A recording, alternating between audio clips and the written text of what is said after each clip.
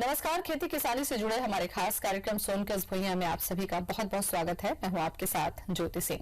आज हम अपने कार्यक्रम में बातचीत करेंगे फसल चक्र के बारे में। दरअसल किसान भाई अगर पारंपरिक खेती के साथ साथ उसमें नए नए प्रयोग करना शुरू कर दें तो न केवल वे अपने उत्पादन को कई गुना बढ़ा सकते हैं बल्कि उनके मुनाफे में भी काफी बढ़ोतरी हो सकती है। ऐसी ही एक विधि है फसल चक्र, जिसे अपनाकर किसानों को काफी फायदा हो सकता है। इस पर विस्तार से हम चर्चा करें उसके पहले देख लेते हैं ये रिपोर्ट। वैज्ञानिक किसानों को फसल चक्र अपनाने की सलाह देते हैं। कई फसलों को एक निश्चित क्षेत्र में निश्चित क्रम से निश्चित समय के लिए बोने को ही फसल चक्र कहा जाता है। इससे जमीन की भौतिक, रासायनिक और जैविक दशाओं में संतुलन बना रहता है। इस विधि को अपनाकर किसान अपनी फसलों से कहीं ज्यादा लाभ कमा सकते हैं। जैसे जमीन में पोषक तत्व समान रूप से वितरित होते हैं, हानिकारक कीटाणुओं से बचाव होता है, जमीन में कार्बनिक पदार्थों की पूर्ति भी होती है।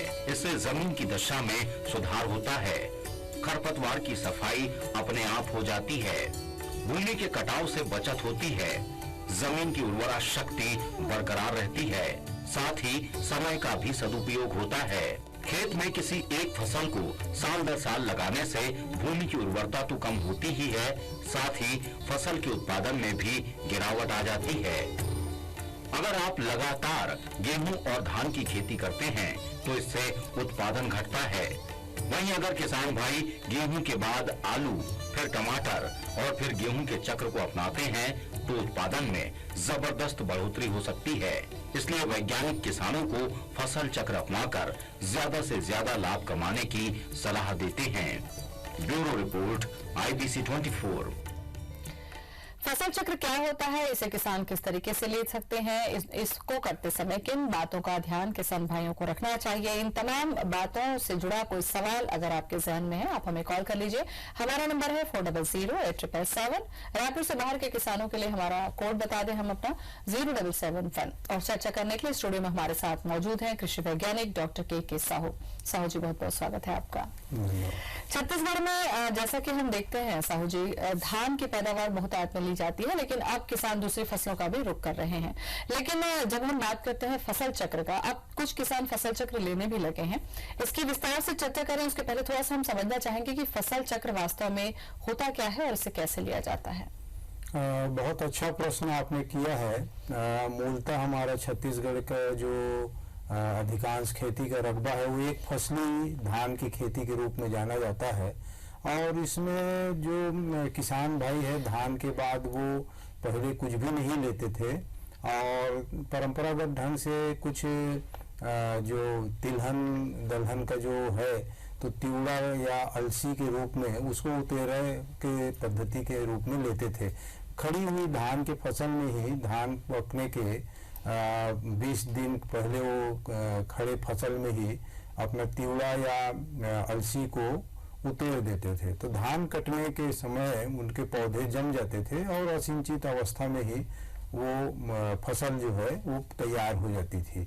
जैसे जैसे सिंचाई का साधन बढ़ा है तो ना सिर्फ धान की खेती के पद्धति में परिवर्तन आया, जहां खुर्रा बोनी, रोपा, ब्यासी और छिड़काव पद्धति के जगह रोपा विधि ने स्थान लिया। उससे आगे चले हम तो श्री विधि आया। तो इस प्रकार से सिंचाई का साधन बढ़ा तो धान की खेती को उन्होंने अधिक उत्पादन और अधिक लाभ लेने के लिए नए नए वैज्ञानिक पद्धति को अपनाया। लेकिन इसी प्रकार हम देखें तो वो पानी का उपयोग काफी समय तक किसान इस बात को नहीं समझ पा रहे थे कि यदि पानी उपलब्ध है तो धान के अलावा भी हम खरीफ में भी बरसात के मौसम में भी अन्य फसल ले सकते हैं। और धान के बाद दूसरी फसल हम कुछ जगह में जैसे छत्तीसगढ़ में अभी भी प्रचलित है, जहां पानी उपलब्ध होता है तो धान के बाद वो धान की फसल लेने का प्रयास करते हैं।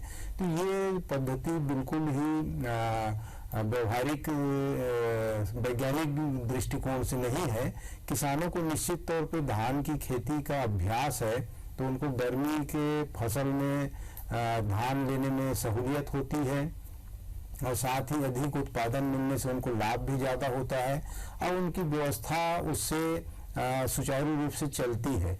लेकिन अगर हम वैज्ञानिक ढंग से इसकी बात करें कि आज जो बात चल रही पूरे देश में और राज्य में कि जो हमारे मृदा का स्वास्थ्य है वो कैसे अच्छा बना रहे और उसके साथ ही हमारा उत्पादन, फसल उत्पादन बढ़ते रहे, क्योंकि ऐसा तो है नहीं कि जो हमारी मिट्टी है, हमारी जो खेत है उसमें हम 15 साल तक ही खेती करेंगे, उसके बाद खेती नहीं करना है। हमको तो आने वाली पीढ़ी का भी सोचना है।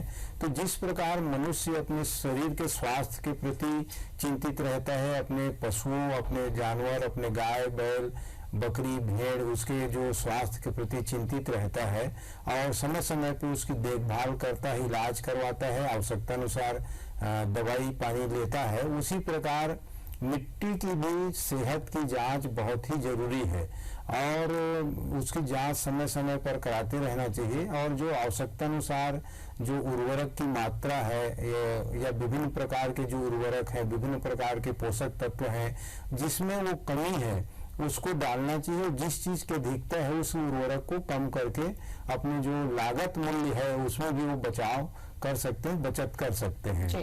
फसल चक्र का जैसा कि आप बता रहे हैं बहुत ज्यादा फायदा है साहू जी, लेकिन अहम फायदा एक तो उत्पादन के तौर पर किसानों को मिलता है, दूसरी जो बात आपने की कि मिट्टी के लिहाज से, क्योंकि मिट्टी की जो उर्वरा शक्ति है वो शायद फसल चक्र अपनाने से मेंटेन रहती है या बढ़ जाती है, इसकी जो उर्वरा शक्ति होती है। इससे जुड़ी कुछ और भी अहम जानकारी हम आपसे लेंगे। वक्त हो चला है छोटे से ब्रेक का, आप बने रहे हमारे साथ।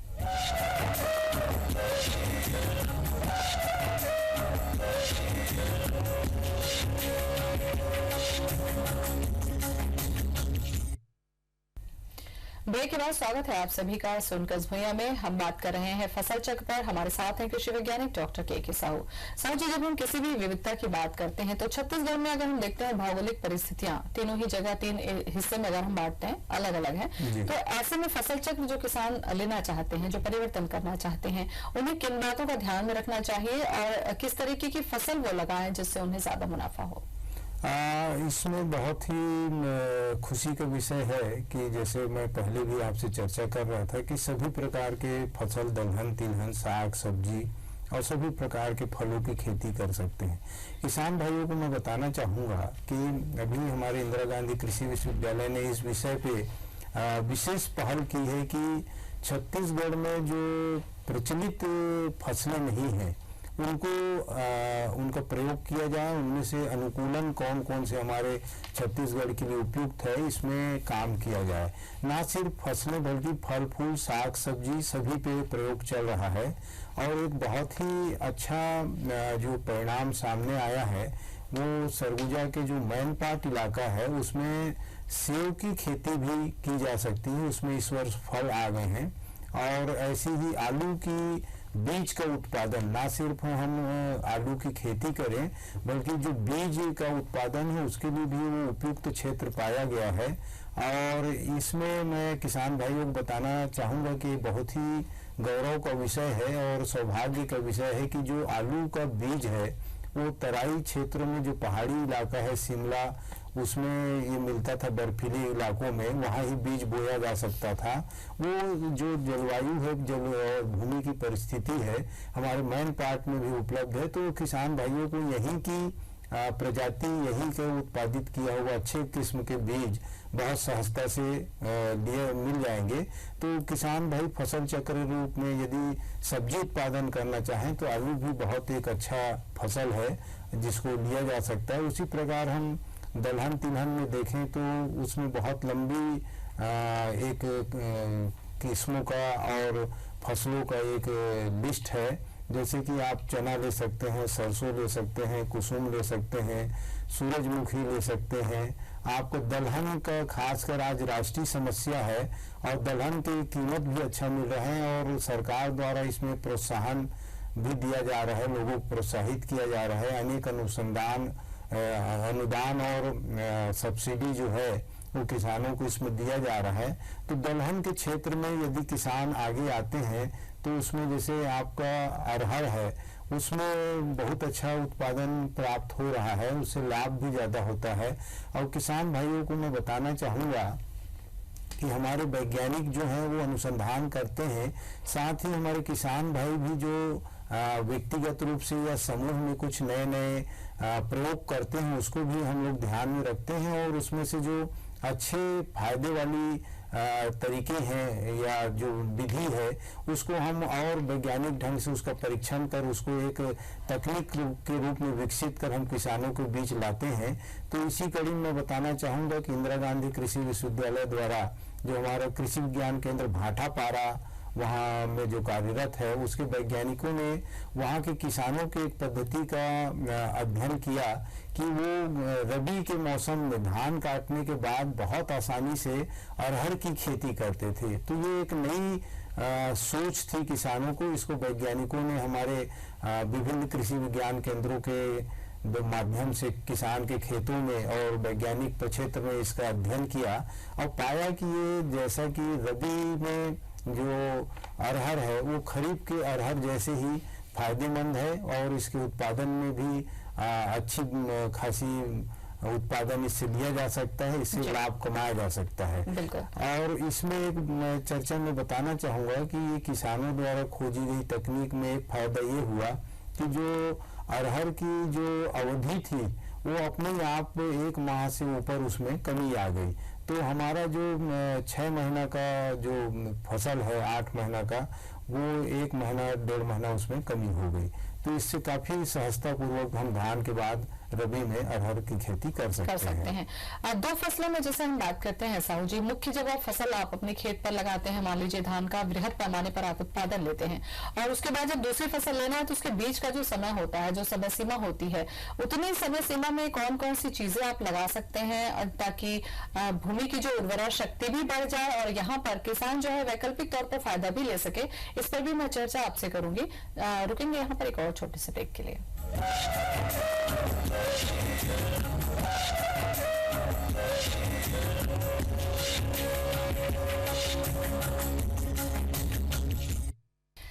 ब्रेक के बाद स्वागत है आप सभी का सुनकर भैया में। फसल चक्र की अगर हम बात करते हैं तो इससे किसानों को डायरेक्ट और इनडायरेक्ट बहुत सारे फायदे हैं। क्या क्या वो फायदे हैं इस पर हम चर्चा करते हैं। साहू जी, जब हम बात करते हैं फसल चक्र की तो मुख्य तौर पर हम ये देखते हैं कि जो खाली का समय है उसमें कुछ उत्पादन लेके किसानों को लाभ होता है, लेकिन ये तो हुआ सीधा फायदा जो उन्हें दिखता है रुपए के रूप में या फसल के तौर पर, विविधता के तौर पर। लेकिन अप्रत्यक्ष भी हम देखते हैं कि बहुत सारे फसल चक्र के फायदे हैं। इसकी जानकारी मैं आपके जरिए अपने किसानों को देना चाहूंगी। बहुत सुंदर प्रश्न आपने किया कि जैसे हमारे रबी के बाद जो गर्मी में हम धान के बोने के पहले या रुपाई करने के पहले हम जो हरी खाद ले लेते हैं तो किसान को दिखता है कि ये एक फायदेमंद है। या मूंग की खेती कर लेता है तो वो केस क्रॉप के रूप में ले लेता है, तो ये सीधा दिखता है, लेकिन अप्रत्यक्ष बहुत फायदे हैं। जैसे कि जो हमारी मिट्टी है तो मिट्टी में जो जड़ जहाँ तक जाएगा वहीं तक के पोषक तत्वों को वो लेता है। तो विभिन्न जो गहराई वाली जड़ों की जो फसलें हैं उसको फसल चक्र में शामिल करने से हमको मिट्टी में उपलब्ध जो पोषक तत्व हैं उनको विभिन्न गहराई में जो उपलब्ध हैं उन सभी का हम दोहन कर पाते हैं, उसका लाभ ले पाते हैं। पहला फायदा तो ये है। दूसरा ये है कि फसल चक्र में जैसे हम धान लेते हैं या और कोई भी फसल लेते हैं अनाज वाली, तो उसके बाद हम उसमें यदि दलहनी फसल लेते हैं तो दलहनी फसलों में एक बहुत बड़ी खासियत होती है कि उनके जड़ों में जो गांठ होती है वो यूरिया का फैक्ट्री बराबर जैसे काम करता है। तो इसमें क्या होता है कि जो वायुमंडल का नाइट्रोजन है, जो पोषक तत्व आवश्यक है जिसको यूरिया के माध्यम से हम देते हैं, तो वो सीधा जो सूक्ष्म जीव है वायुमंडल से उसको जमीन को फ्री में उपलब्ध कराता है। तो हमारे भूमि का जो उर्वरा शक्ति है उसमें वृद्धि होती है।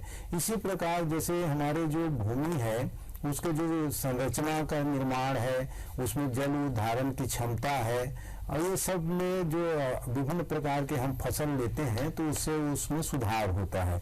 खास ही मैं एक चीज और बताना चाहूँगा कि लगातार यदि आप 2-3 साल चना बोएंगे किसी खेत में तो उसमें एक ही फसल लेने से विल्ट नामक जो रोग है उसका प्रकोप बढ़ेगा। ऐसी विभिन्न फसलों में विभिन्न प्रकार की बीमारियां जो हैं वो अपना जड़ बना लेती हैं या कीड़े जो है वो अपना स्थायी घर बना लेते हैं। लेकिन हम फसल में परिवर्तन करते रहेंगे तो वो जो बीमारी और कीड़े से जो नुकसान है उससे हम बच सकते हैं। तो ये कुछ अप्रत्यक्ष फायदे होते हैं। साथ ही जैसा कि आप देखेंगे कि जलवायु परिवर्तन के इस समय में जो पानी और बारिश है, वो मौसम जो है वो काफी उसका जो परिवर्तन है वो अप्रत्याशित होते जा रहा है। कभी गर्मी होने लगती, कभी बारिश होने लगती है, बेमौसम बरसात होने लगती है, अचानक ठंडी बढ़ जाती है। तो इससे जो फसल को नुकसान होगा वो अगर अपन क्लाइमेट के आधार पे, जलवायु के आधार पे, जिसको क्लाइमेट स्मार्ट क्रॉप कहते हैं, मतलब जो जलवायु परिवर्तन हो रहा है उसके अनुरूप हमको फसलों में विविधीकरण लाना पड़ेगा, फसल चक्र अपनाना पड़ेगा, ताकि हम उस जो जलवायु परिवर्तन के विपरीत प्रभाव है उससे बचें और हमको उसका लाभ मिले। जैसे मैं एक चर्चा में बताना चाहूंगा कि छत्तीसगढ़ में जो जलवायु परिवर्तन हो रहा है उससे सिर्फ नुकसान नहीं हो रहा है, कुछ फसलों के लिए नुकसान है तो वहीं गेहूं के लिए बड़े फायदेमंद है। वो उसमें कहना चाहूंगा कि गेहूं का फसल को ज्यादा ठंड की आवश्यकता पड़ती है। जैसे कि छत्तीसगढ़ में ठंडी की जो अवधि थी वो कम थी हरियाणा पंजाब राज्यों की तुलना में, इस कारण हमारे यहाँ गेहूं का उत्पादन कम होता था। लेकिन कुछ वर्षों से हमारे यहाँ जो जनवरी फरवरी में जो ठंड की अवधि है उसमें वृद्धि हुई है। इससे हमारे छत्तीसगढ़ में भी गेहूं के उत्पादन में काफी बढ़ोतरी हुई है। तो कुल मिला के फसल चक्र की जब हम बात करते हैं साहू जी, तो एक तो ये मिट्टी की खेती के लिहाज से आने वाले समय के लिए बहुत फायदेमंद है, और दूसरा किसानों के लिहाज से भी, क्योंकि एक फसल लगाकर जब किसान खाली बैठ जाया करते थे तो उन्हें भी आर्थिक लाभ बढ़ा है। तो जाहिर सी बात है किसानों की स्थिति भी अच्छी हुई है। बहुत बहुत शुक्रिया तमाम जानकारी के लिए। Thank you. और इसी के साथ हमारे खास कार्यक्रम सुनकर भैया में आज इतना ही। दीजिए इजाजत, नमस्कार।